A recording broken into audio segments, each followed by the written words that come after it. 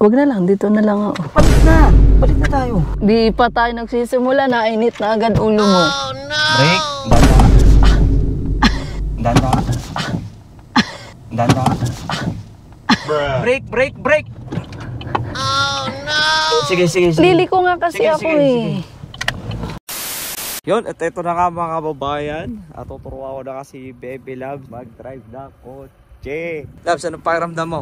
Na ito na nga, kahit nakakuha ka na ng learner's driver's license dito. Ganyan ako mag-drive. Yan, tuturuan namin siya. Saan ko siya tuturuan? Pupunta kami dun sa may planta. At wala rin siyempre sasakyan dun sa planta. Gusto mo ako na mag-drive papunta doon? Turuan ko siya. Hindi pwede. Ako nang bahala. Tuturuan ko. At alam nyo ba, nakapag-practice na rin si Baby Loves dun sa steering wheel with pedals ko sa computer.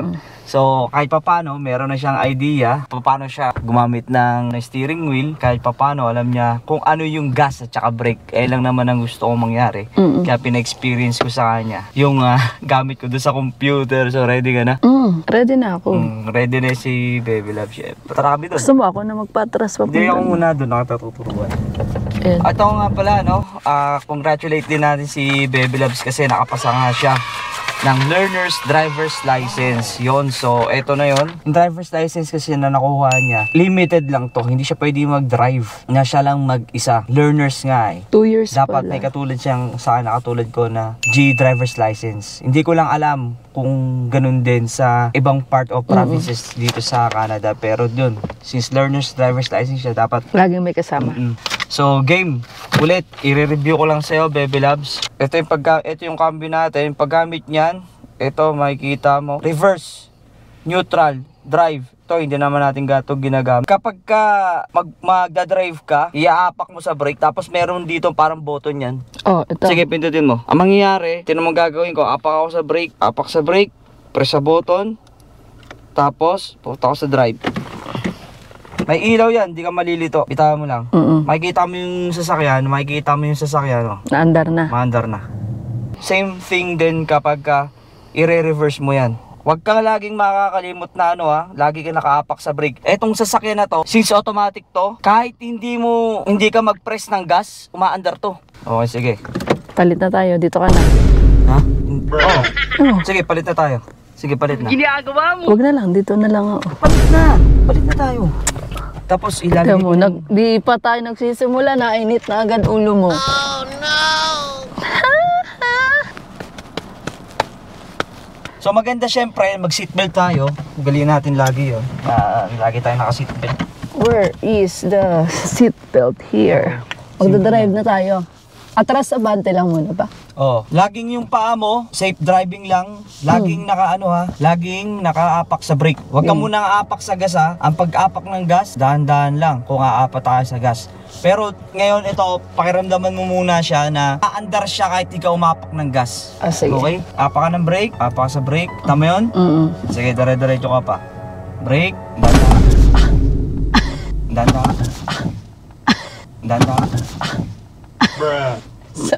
Dandahan, sabi ko sa'yo, dandahan. Nabigla. Okay lang yun.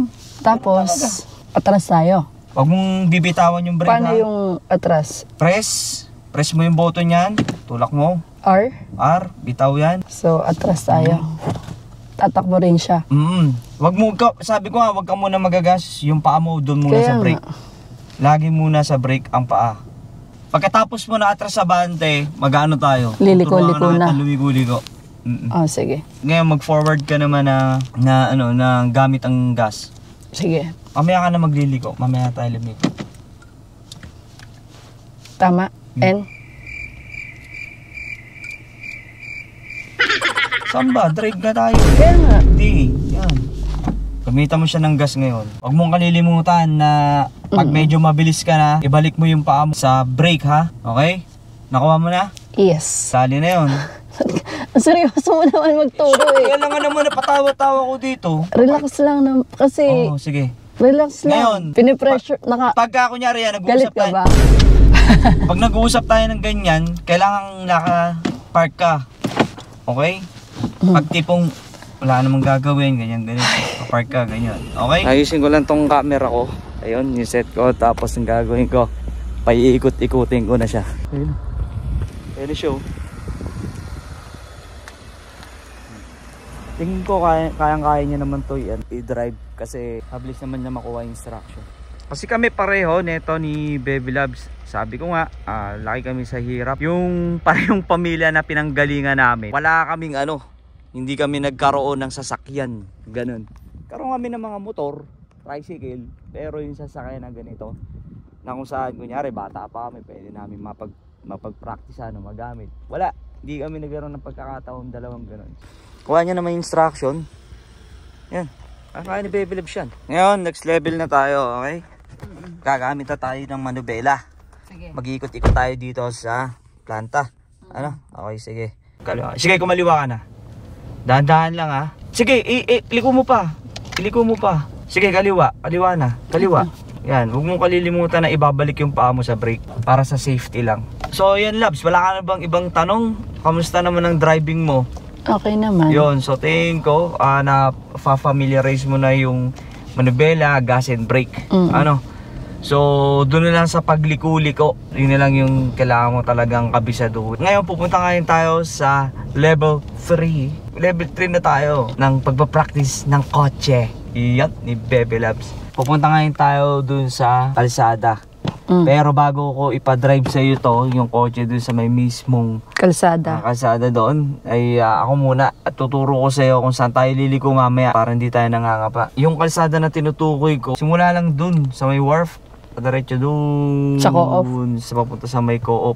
Sige. So titignan natin kung kaya mo rin ba. Yung kalsada dun Labs, hindi yung katulad ng parking lot dito. Pag ikaw yung nagda-drive, lagi tayo nasa kanan. Hindi tayo pwedeng kumain yung kabilang lane kasi may pag nakasalubong tayo, o di pa paano yun, di ba?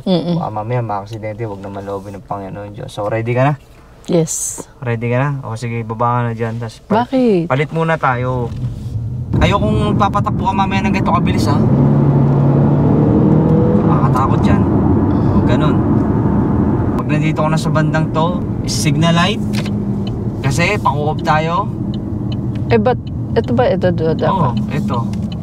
Kaya nga tayo nagamit ng signal light kasi para alam ng mga tao. Ipapaalam natin sa lahat na doon tayo pupunta. Kaliwa kanan. Pag di ka nag-signal light, ibig sabihin dire-diretso ka lang.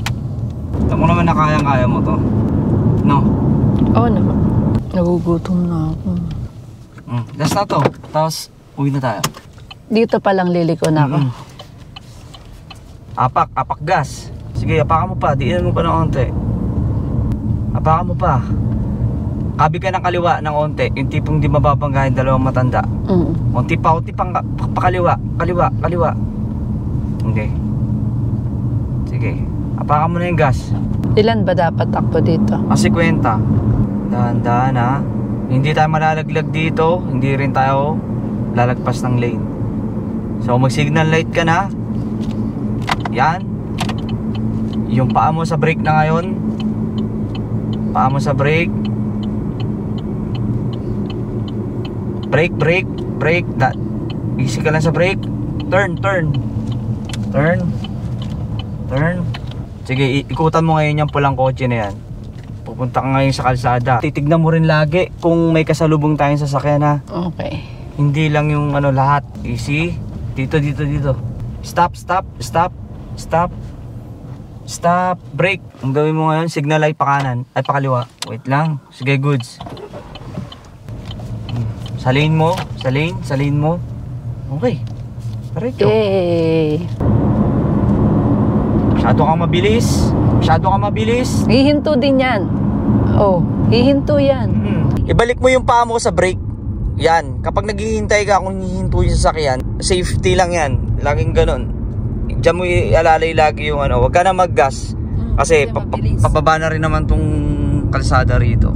Lagi mong ang paa mo lagi nasa brake para safety lang tayo. Okay? Huwag ka na magagas. Yung paa mo sa brake ha. Brake. Dahan-dahan na light. Papunta ng kanan. Dahan-dahan na. Pupunta na tayo dito sa planta. Liko. Brake. Sige. Liliko nga kasi ako eh. Hindi pa nga ako naka-brake naman eh. Sige. Ikaw yung Natataranta ako sa ano eh. Marunong naman ako eh. Marunong na ako. Ikaw nagturo sa Alam mo kung akin. saan nalaglag si Junior? Doon. Doon mismo yun. Eh, demara-diretso yun. Park mo dyan. Ang lupit mo. Baby Loves. Okay ba? Oo, congratulations. Yung totoo, medyo kinabahan din ako sa pagturo kay Baby Loves. Normal lang naman siguro yun. Nagtiwala na lang ako sa kanya. Isang pangarap na naman ang natupad ko.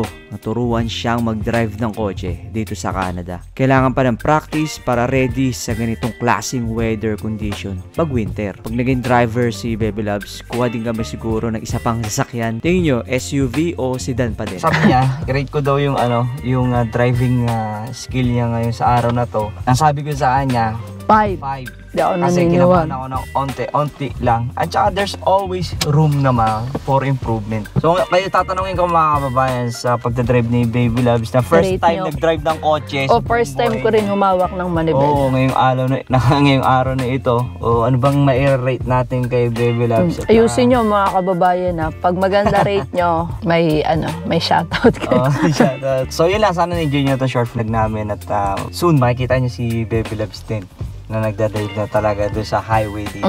So sa next vlog lang, stay safe. Siyempre, God bless. God first. Go!